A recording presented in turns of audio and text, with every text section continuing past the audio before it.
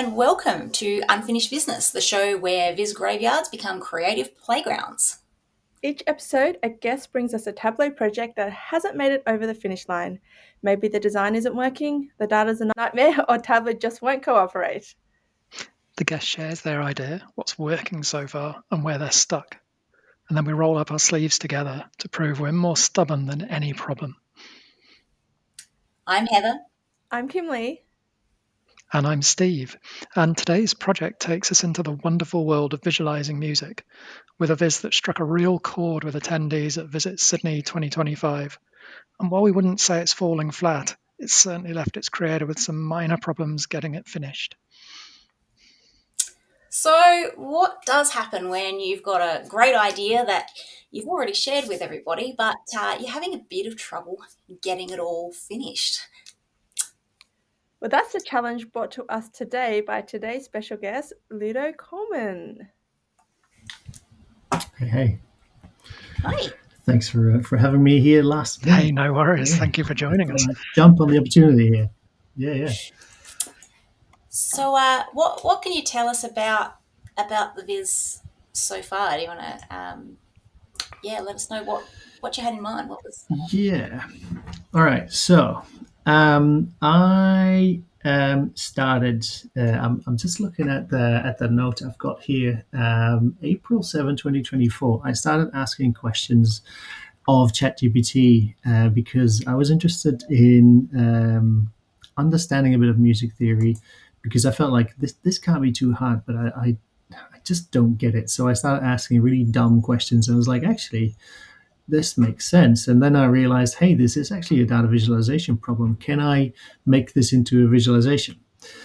So slowly but steadily, I started doing that. I started creating sort of data sets out of the answers that I got, and I had an aha moment where I thought, actually, this I can visualize this in another way, maybe a better way. So let me do that. And then I created something. I was quite happy with what it was, and then I thought, this has now become important to me. I want to finish this. I want to communicate this in a way that it kind of sparks the same kind of interest with other people than it did to me. But yeah, what do you get then when it's too important? You get this sort of analysis paralysis where it's like, it's never good enough. Is this going to work? And to add to that, I've never really done these long form visualizations. And I feel like this deserves one, because not only do I want to share the visualization itself, the final product, I want to guide people through the journey that I had, that I went through, to see where I'm coming from. And I would say it's not like I reinvented music here. I'm not even saying this is better, but it might be helpful for some people, even just to get a little bit enthusiastic about music. So, wanting to create something that does it justice, I kind of got stuck on how am I going to tell this story and still provide sort of access to the tool that I think can be handy for people who are somewhere close to where I am, being at the very start of understanding music, basically not understanding anything, which is not Heather looking at your background. So yeah, that's my story. Fantastic. So, the challenges you've had so far are mostly around how do you turn it into something that people are going to interact with without your guidance? Yeah, so like you said, I presented this visualization at Visit Sydney this year. That took many hours of prep work, but I used it as the excuse I needed to finally finish this thing. It's not that I spend 10 hours on it every week since April 24. It's also that you sometimes just need something to prompt you and say, all right, you're going to sit down, you're gonna finish this thing. But then finishing it for Visit took a long time. But there I finished it in, if you can, are we showing my screen already? If you're looking at my screen, you see this is kind of the final visualization, the actual tool that I created to understand music. But in the bar at the bottom, you can see there's a lot going on. Actually, if I switch to this view, I'm guiding the audience through the story of my exploration and where I got to, where this is kind of the final slide. I'm pointing at the wrong thing here. There's the final slide. That's the tool, but there's a story in there, and I more or less want to convey that story in a single view dashboard, where the tool is still a major part of it. I made an idea of how to do it. I struggled a little bit with, do I have enough space to bring it into that? So I thought, let's just bring in the people who know about this stuff. So you're thinking like that long form dashboard is really the way to go to sort of communicate. Yeah, I've been pondering between, should it be a long form or should it be like a reader where you, here's page one, click for the next page, click for the next page. But I was afraid that many people wouldn't then see the journey or know. Well, I mean, you have to guide them through the interaction, but know how to navigate the thing. So I wasn't sure, and obviously time is also always a factor. As in, you can think of it, you can probably technically make it work, but are you going to take the time that it takes? Because that's going to be dozens of hours of work to make this into a sort of a nicely reading reader. I think the navigation is a nice idea because you talk about your thought process and how you got to that stage, and guiding the user through a navigation through your thought process, so, one screen at a time, I think might work really nicely, so that you've got that one screen for each thought, if that makes sense. hmm Yeah, and maybe I should at some point. I've got this thing that just flipped into the screen just now. I did a sketch. I can show it on in the sketchbook as well, where I thought about maybe I should visualize this long form as a piano, Very cool. Yeah. as a keyboard in a piano, and then use the black keys for the chapter headings. But already I was like, oh, I'm going to run out of space. But I did make a start with that somewhere in here, the long form. Oh, that's not the one. That was an ugly one. But here, going that way, it's not super clear that this is a piano, maybe. I love that But that's about it. the That's really nice. I kind of like that it's a idea. bit Okay, subtle. What if you Hmm. flip it and have it scrolling horizontally? Oh, Yeah, maybe a yeah. horizontal scroll. Horizontal scroll? It, Um, it it would definitely be novel. I think there's not a lot of Hmm. horizontal scrollers about. I did see somebody post on LinkedIn yesterday that it was, the cardinal sin. The horizontal vertical scroller is okay. Horizontal scroller, no. But I think if you have a look Yeah. on Tableau Public, there are some really nicely done horizontal scroll vizzes that you might want to use for inspiration. One viz that comes to mind is, I think it's called Past Due by Nicole Klassen. And um, she does like a really nice horizontal scroll where it fits on the page, so you don't have to scroll like vertically. But Hmm. yeah, the way that it scrolls horizontally um, tells a story really nicely. And if you are looking to kind of have that keyboard view, and we know that a keyboard is kind of, horizontal, Uh, it might help hmm. your users make that connection a bit more. Yeah.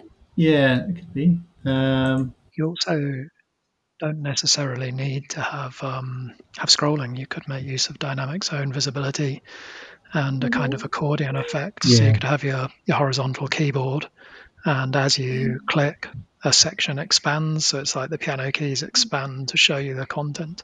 So you don't necessarily need You scrolling zoom to in on one feed key. people Yeah. through the story. Hey, Steve, I was talking about how I want to use less time. Sorry about that. The Yeah. other one might be something like where obviously you're looking at sort of the theory of like actually playing the piano, but of course there were those player pianos where you could kind of work the pedals and you would have this sort of cylinder rotate in the All right. and yeah, and you could sort of sometimes see part of it, rotating. So if it was kind of, you've got the keyboard there, maybe it's at the bottom, but all of the information is sort of coming up on this scroll that's appearing in the body of the viz. Is maybe Here's a quirky a gimmick. here's a challenge for you. I'm now looking at this like here. I've got the interaction. Many of these we won't need. We will need basically. Let me see. Those and basically that. Those three interactions we'll need. The rest is all just technical stuff. I'm just thinking like if I would go for a design like this, whether it's a scroll, horizontal or vertical, have you seen a way to keep the interaction buttons kind of stuck at the top while you scroll through the rest? Oh, That'd be funky. Maybe in a single map layer view or something. That would be absolutely crazy, I'm sure. yeah. It would have to be something Just like that, something. wouldn't it? To have, if you had the viz sitting within a map layer and then had this kind of floating on top in the dashboard, but interacting with the viz layer that way could be a bit tricky. Yeah. Yeah, I don't know. It's just something that came to You mind. can definitely do that with the dynamic zone visibility idea, because you'd just have a zone that's floating towards the top right, and as you expand and contract, it wouldn't, that particular control zone would just stay. It wouldn't be affected.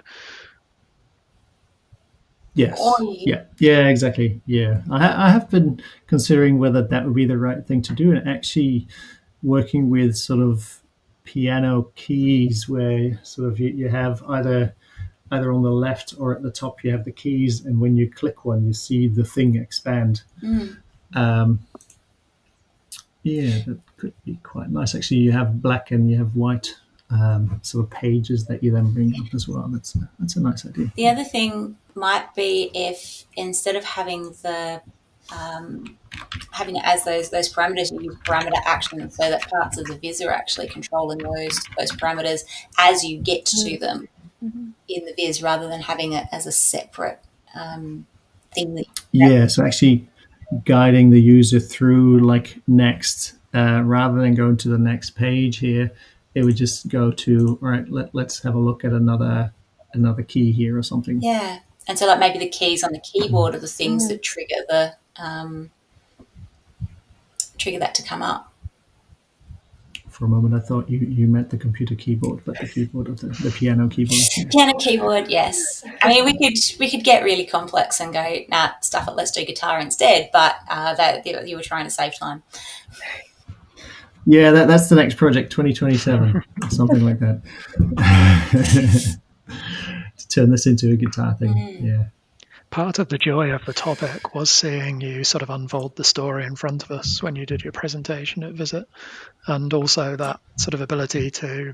Am I remembering you actually had a keyboard there and you were able to demonstrate actual? I did. Yeah, that was pretty cool. I wonder how you can capture that in the.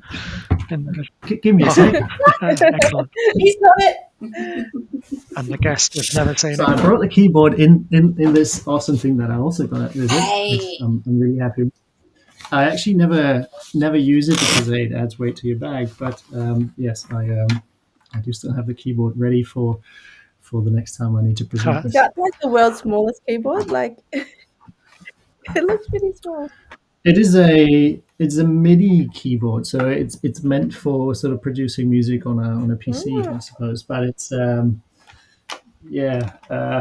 seen them that are only one octave, so it's not quite the smallest, but two. it's getting there. It's 2 octaves, yeah. But yeah, it's got the buttons, and it's also got the cable wrapped around it, which I was going to show something, but it's during the presentation you might have noticed that one key I couldn't use, so I had to skip certain chords because it used the D.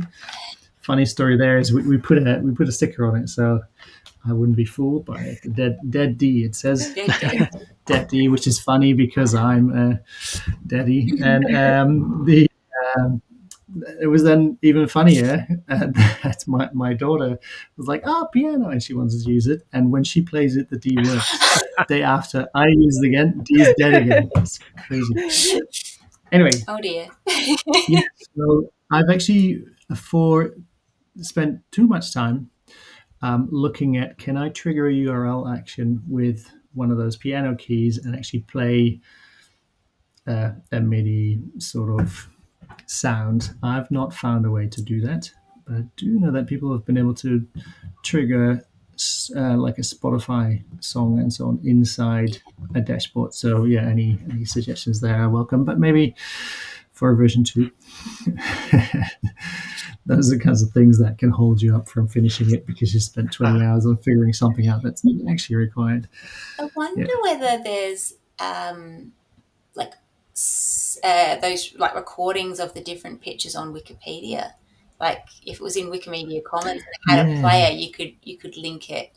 And so long as you had the player embedded in a web object somewhere, that seems to be the trick, is to use a web object. Couldn't you upload a short? Dashboard. Couldn't you upload a short clip to YouTube of playing a chord and then play it back in a web object? But will it play in the background? I'm not sure. I think a bit, if you go up, Ludo, I think I saw a player in there on that webpage. Yeah, Yeah. the play button.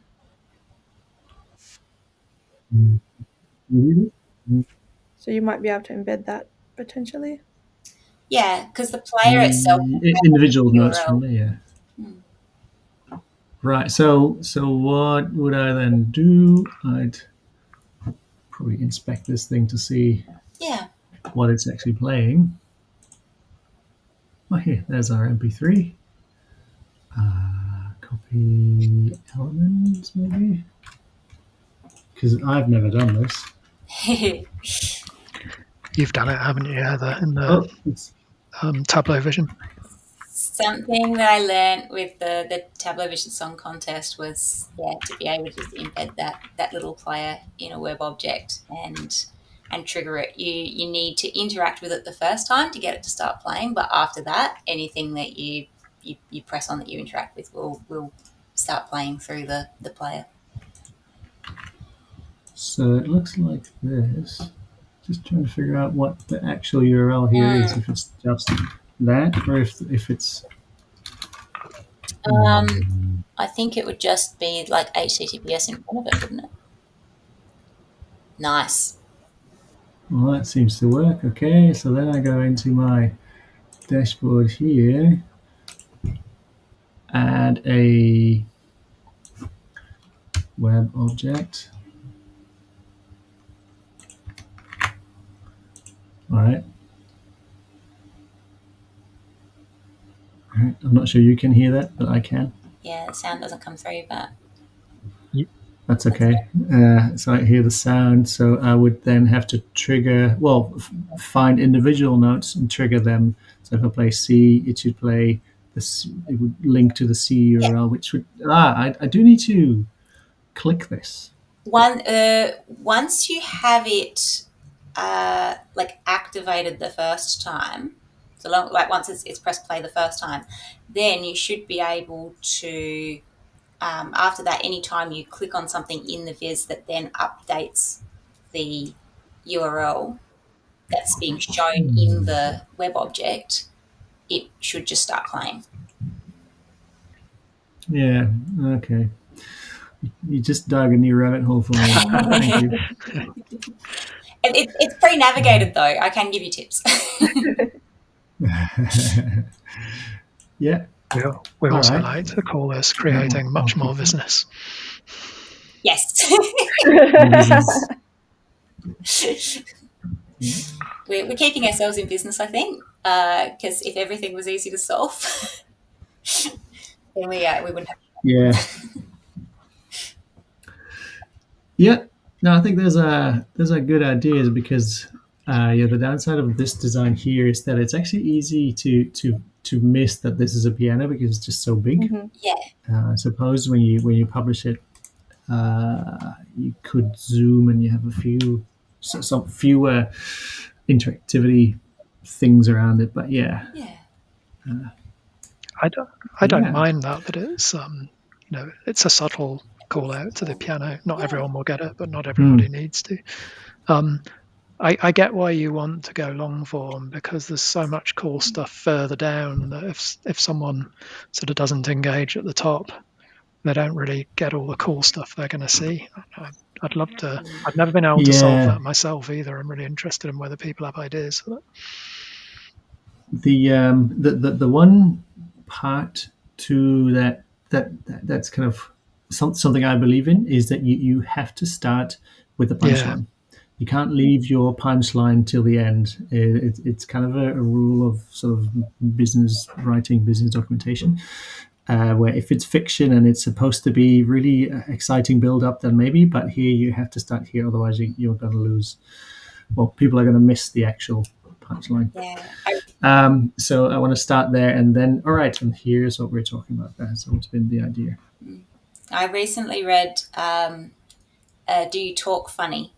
And he was saying in that book, I can't remember the author's name now, he was saying in that book that if you start, if you want to have two like really good jokes in your presentation, the best one should be at the end, and the first one should, the second best one should be just like at the start, to draw people in. So yeah, I suppose the same for music, yeah, like a music concert. Like you have to have a really good song early Hmm. on. You have to keep people in the room waiting to play the big hit from 10 years ago that you are sick of playing, but they love. the crowd just wants to hear. Yeah. I do wonder. There was so much in that presentation that you did at Visit that was going into why why things are the way they are. Why are the intervals like this? Why do we have this? Why does this sound right but this sounds wrong? And those types of things. Mm. I wonder whether I found it really interesting, and I'm sure that like a lot of people in the room were finding it really interesting, but maybe not everybody who comes to the Viz is sort of looking for that part of the information. Is there maybe a way to sort of give the high level overview in your main Viz and have the option to sort of go out to those more sort of esoteric facts by sort of clicking into something, and that's where you maybe dynamic zone visibility brings things into view so that you can review them and then move on to the next one.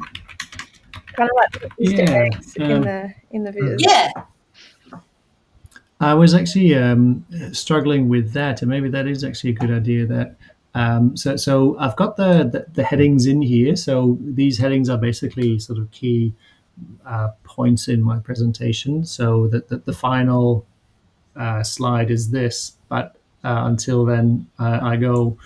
Or before that, I go into the story of what did I actually do. So here I'm going to say I redesigned music script based on data visualization principles and what's wrong with what's there originally.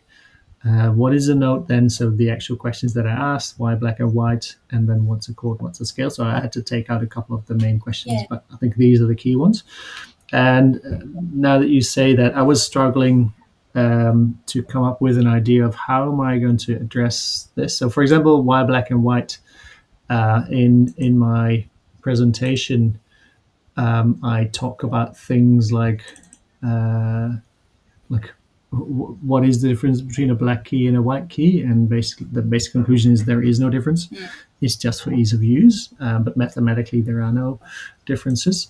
So I was struggling to think of how am I going to show all of this, even in a long form. Like there is no form that's long enough to put all of that in, but maybe I should just do a very very small version of that in here, and then have a sort of a tell me more button that pops up with dynamic zone visibility that shows you more of that. Maybe not navigate through to the next page. Maybe yes, maybe no. I'm not sure. But yeah, enable deep dive, but show just the core stuff in here. What would you say? Should it be a kind of a pop up dynamic zone visibility thing, or would you choose navigating to a next dashboard? I think you want With the to tab? show it sort of in line with what you've already got there, because people maybe are going to want to interact with it halfway through doing like their navigation of the main viz, and sort of taking them out of that into another page entirely might sort of draw them out of that main story a bit too much, and they might Yeah. struggle to find their place, when they come back. Yeah, that's actually a good idea. Give me some more space to say more. Too much to say. What were you going to say, Kimberly? Oh, exactly the same thing. I think taking people away when you bring them back, it's really hard to get back into, where you were, and having it in that context of what they're currently looking at, I think is a better user experience. Yeah. Yeah, sounds a bit like I should probably try and finish this either like this or as a horizontal scroll. Although with horizontal, yeah, I'm gonna have to look into can I make it work. The good thing about a vertical scroll is that text doesn't use up a lot of vertical space, so your text box can be nice and wide, but you still keep your vertical space.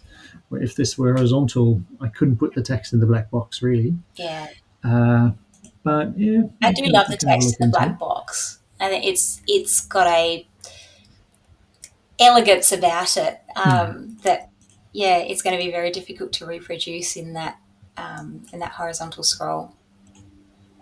yeah, yeah. Um, yeah, and then it's going to be interesting to see if I can. Well, probably I'll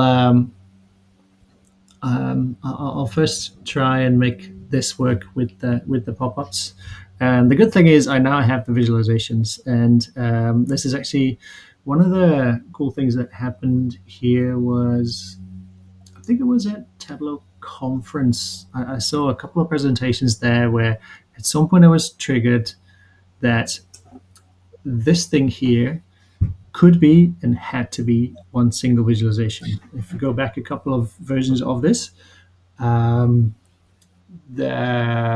some of this stuff is already using map layers, but it was initially I had three visualizations on top of each other to create this wheel. And at some point, I was like, that's not scalable, and I want to be able to reuse the wheel easily. Yeah. And actually, I have been pondering to make this into a big poster where you get it can be like a grid where your columns are every key and your rows are every type of chord.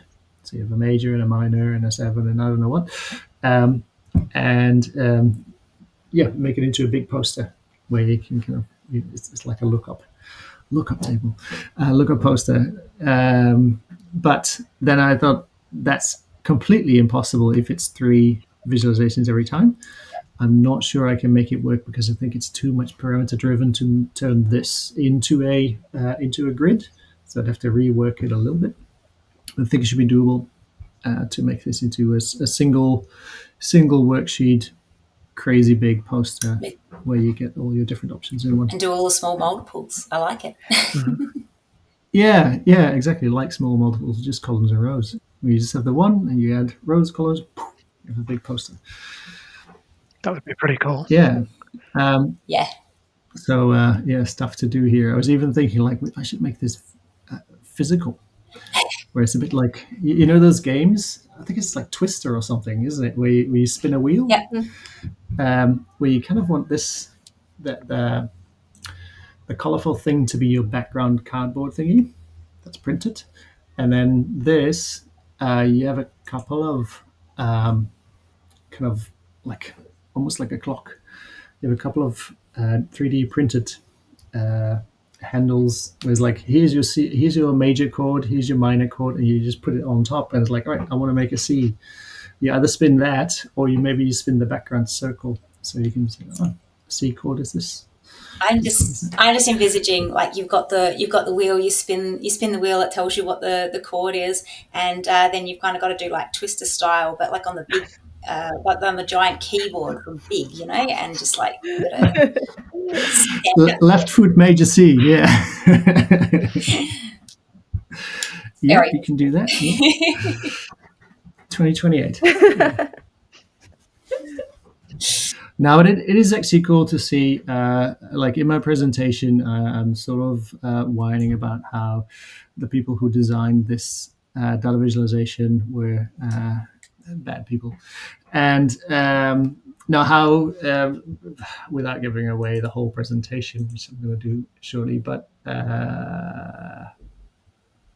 what am I actually? Well, it's basically I go over why some things are bad. So that standard script. What's wrong with that script? Actually, maybe it's more like just this one. That how are these two related? Like an F there, an F there. There's no visual cue telling you that that's also an F. Well, I put the F underneath, but apart from that, how would you know? But when you dive into this, you find lots of other tools online where they actually have made that a lot easier. So it's actually quite cool to see how maybe not data visualization, but people are thinking about visualization in general. Like here, we have something that we want to teach people how we're going to visualize that using the tools that we have now. So just stuff on the internet, stuff on your phone, and so on. And yeah, for music, there are lots of sort of game-like tools, websites, and so on, where you can learn that. The funny thing is, though, that even after looking at all of that, I was sort of happy to find that nobody had created this, because it would be very typical for me to go through all the effort of making it and by the end finding out like, oh, that's already in existence since 1980. But it seemed not to be the case, so I was quite happy to find that would still be a cool story, though. I mean, imagine, because great minds do think alike, and for your process to take you somewhere someone had already gone would still be really interesting. Yeah, maybe to an extent, but obviously it would be, this is like a musical wheel, and it would be like how I reinvented the wheel, literally. I did think it was really interesting throughout your presentation, though.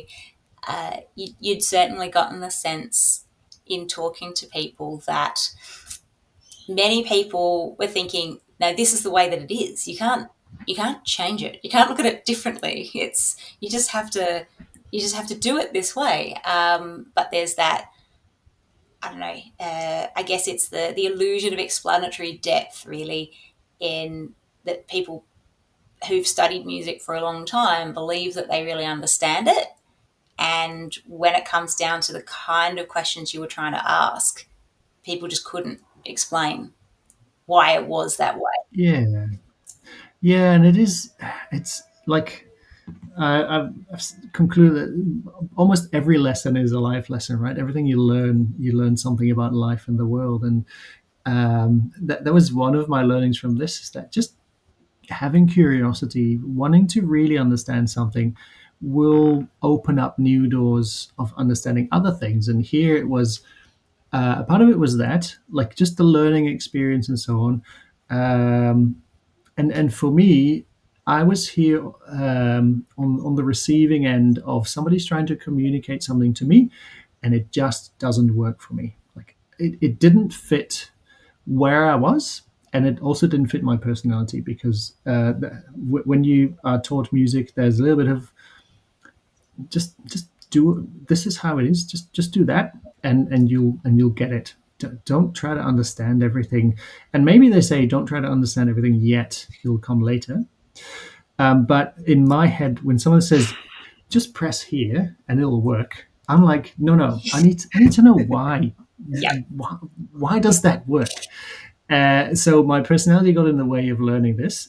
But I did later on speak to people who know music and who play music, and it's like, I never knew this really. I just follow those rules and it kind of works. But if I want to expand on it, I have no idea what I'm doing.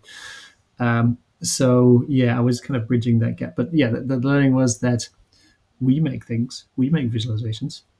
We get people complaining or saying, yeah, nice work, but how do I export to Excel? That's kind of what this is. Like, how do I go back a level to what I understand and what I like to work with?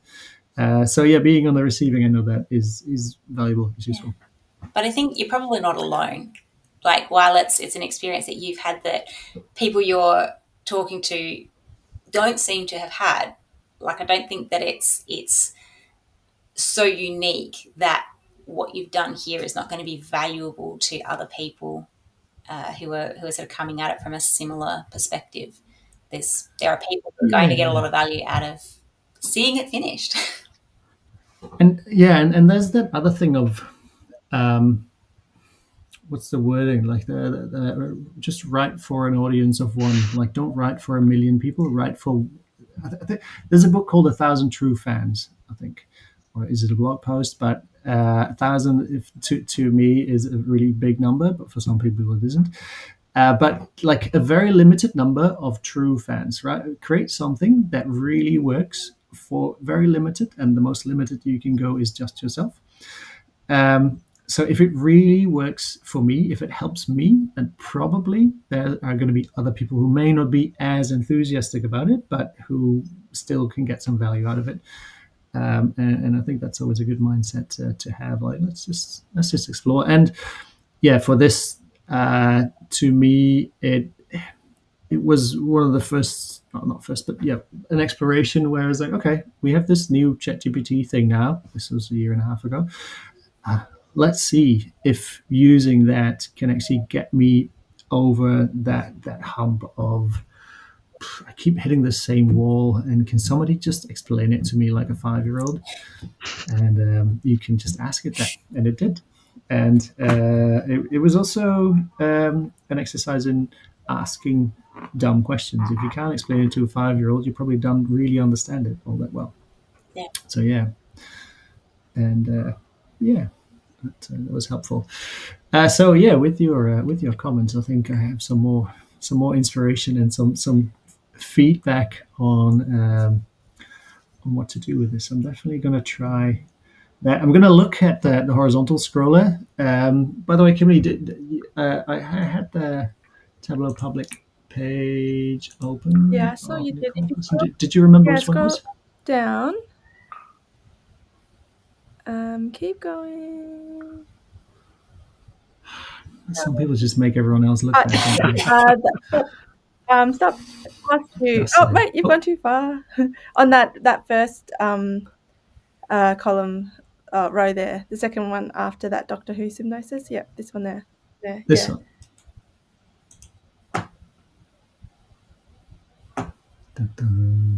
So this is going to be a horizontal one. No, horizontal and vertical. We have to go full screen on this. Yeah, you may have to. Wow, that's big. But yeah, it does. Okay. And she has got the titles too. Yeah. That could... Like, it's kind of rotated. Yeah. Which may not work for you, Ludo, because you've got a lot of text. There's a bit more text in those titles. Yeah. Yeah. No, I'll just have to really condense the text into just the key things that I want to say. ChatGPT is good for that too. I quite like this being a sort of visualization, like using text for numbers. Nice. That's actually quite cool. Yes, I was considering using ChatGPT, but also it's a bit of a love-hate there, isn't it? Thank you. It's good, but you also want to keep your own agency and feel like you've done it yourself. Oh, you've got to ask it. Like, you've got to ask the tricky questions. Not ask it to create 26 songs for you and just act like you. No, that's it. That was awesome. Yeah. Yeah. Actually, so one thing that I really liked to find out here was something I had never done before. You're going to tell me, I do this all the time. But if I go into full screen mode here, is that This show hide parameter action is under a hover. Mm. So you just hover over your interaction thing, it brings that up. And the hide thing is by hovering over any of the things here. And I'm actually thinking I could use that same thing. So I'm just hovering, not clicking. Use that same thing for the show me more Yeah. pop-ups there as well. Whereas like, right, show me more, you get a thing that's quite big but not filling the full screen. And if you scroll, you hover your mouse outside of that, you go back to the main dashboard again. It's a very it's a very web interface sort of thing there. Yeah, Yeah, I can't say yeah. I've done it that way before. That's pretty Yeah. cool. How would that work on mobile? Actually, get Like the drop down settings. hovering Yeah. on mobile, I think is Oh, a you bit totally would not. tricky. You'd have to click. This is not mobile Yeah. friendly at all. Like, don't ask me about mobile, man. I'm happy to get to finish the desktop one. What do we say about rabbit holes? Like mobile is Yeah, the I've got it up. ultimate. Yeah. 2029. Yeah. We've come to the part of the Cool. show where our guests can decide to take their idea away for another look, armed with everything that we've chatted about today, or offer it up to the data fam to dig into, fix, rework, reimagine. Because I'm sure someone out there's got an idea, but I'm thinking you're pretty you're pretty enthusiastic. You're pretty wedded to this idea. This is your baby, so you're gonna want to take it away and keep working with it. Yeah, that can also be a problem, but I'll try to not make my baby my problem. Yeah, no, thanks a lot for spending time with it. Of course. Yeah, It's a really interesting one. I'm really keen to see this one get published. I think I've been bugging you about it since visit. Yeah, I know. Some people have bugged me in different ways about this thing, so yeah, I should just get on with it. well, if you need any other pointers, Thanks for the just nudge. hit us up. More than happy to, Absolutely. if you try anything and you want some feedback. Mm. So that's a wrap on another episode. A massive thank you to Ludo for sharing your Visin progress and what's been a really intriguing journey into understanding and perhaps even redefining music. So if you've got an unfinished viz out there that just doesn't strike that chord, head to Unfinished Vizness to fill out our guest application to help you tease it into something that sings in an upcoming episode. And always remember, though, that the Data Fam is a community that just loves to help. All you have to do is ask. Check out the Tableau forums, the Tableau user group, the Tableau community, Slack, and you're bound to find an enthusiastic accomplice. And before you go, if you've enjoyed the episode, smash those buttons, like, share, subscribe. It will really help other people to find us. And it makes sure that you're the first to know when we hit publish on the next installment. Until then, thanks for watching Unfinished Vizness.